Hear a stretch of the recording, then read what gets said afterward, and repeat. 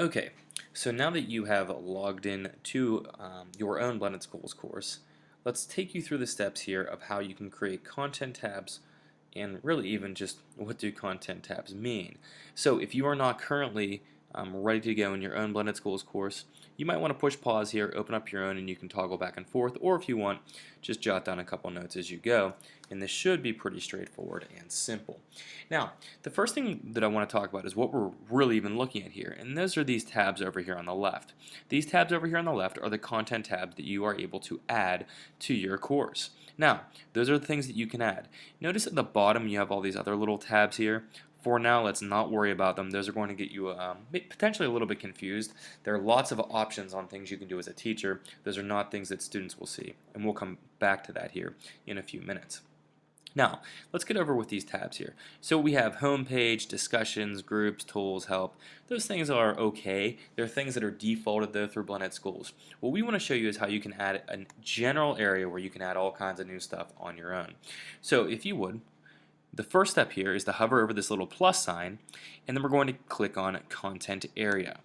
When we do this, we now get to name it. Now, for the sake of let's say simplicity, and also to keep you in a good consistent organizational structure, what we're going to do is we're going to call this one First 9 Weeks. And that's something that we want everybody to try to follow here to keep themselves nice and neatly organized. What you've done now is created yourself an area in which you can create material. You can start adding in stuff.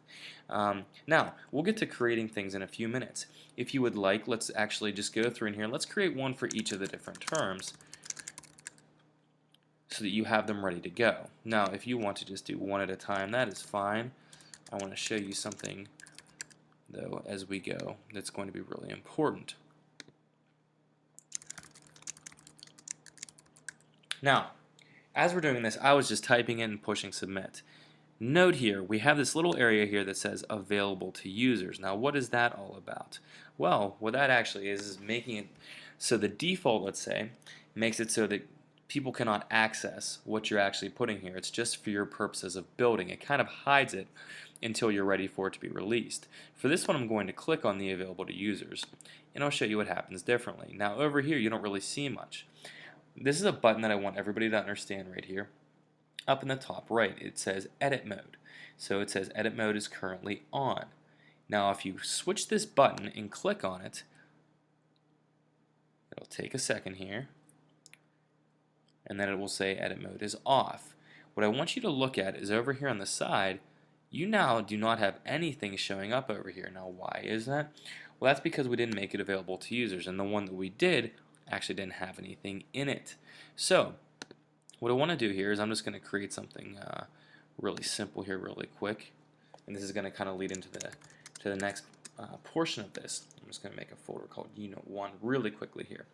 Now, what we have here now is 4th 9 weeks. You can see that there are no boxes next to it.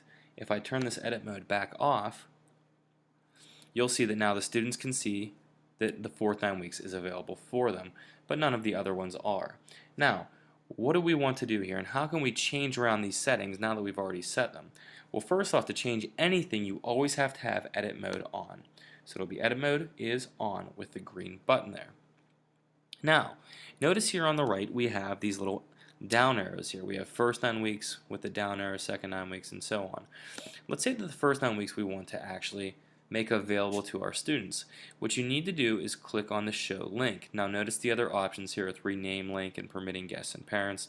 These two things we'll leave for later. Let's say you create one that you don't want anymore, you could delete it. And let's say you create it with the wrong name, you accidentally misspelled something, you could rename it. We're going to now click on show link. But again, and now the way you can tell that it's actually open is it doesn't have a line through it. Minor thing, I wouldn't get too caught up in worrying about that. Something else that you can do over here, if you look on the left here, you have the up-down arrow, and I don't want to hover all the way over because then I block it. But if you hover over it now, you can actually move this all the way up to the top if you would like.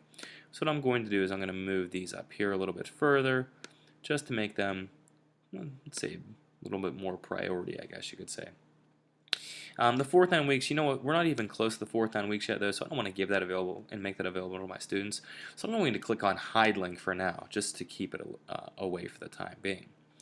Now, what we have done here is we've created content tabs that are going to make it so that we can organize our materials here very, very easily. So that's the first step here in getting your content organized here on Blended School. So hopefully that made sense. The next video will show you how to organize within these different content areas.